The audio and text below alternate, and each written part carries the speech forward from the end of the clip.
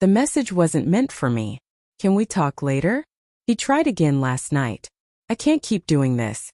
It lit up her phone at 11:42 p.m., face down on the nightstand between us like a secret that had slipped. She was in the shower.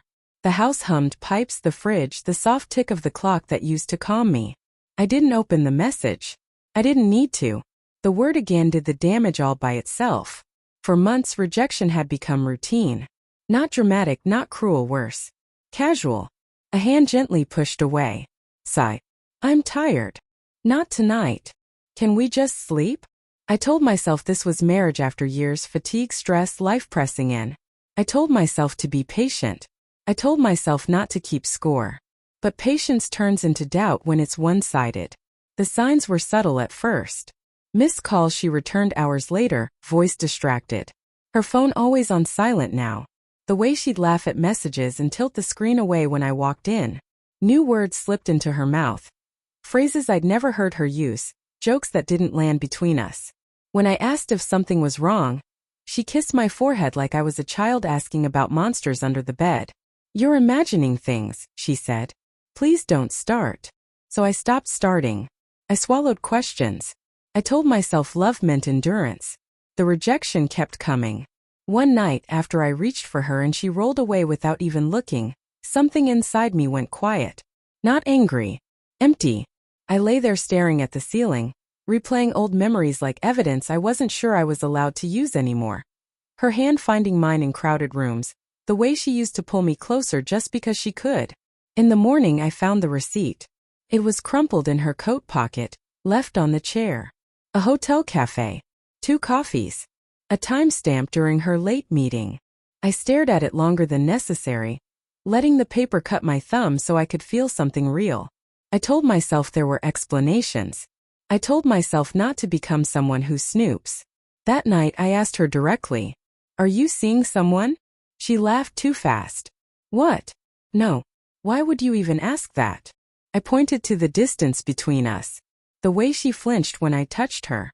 The nights that ended with my back turned to the dark. She said she felt pressured. That my need made her pull away. That I was making it worse by noticing. I apologized. Again. The truth arrived in pieces like it didn't want to hurt me all at once. A name I didn't know popping up more often. A thread of messages I accidentally saw when she asked me to check a photo. Nothing explicit. Worse, intimate. Familiar. A shared language that wasn't ours. When I finally confronted her with the message, the one I'd seen weeks earlier, she didn't deny it. I didn't cheat, she said quickly. Then softer. Not like that. She told me she'd felt invisible. That talking to him made her feel wanted without expectations.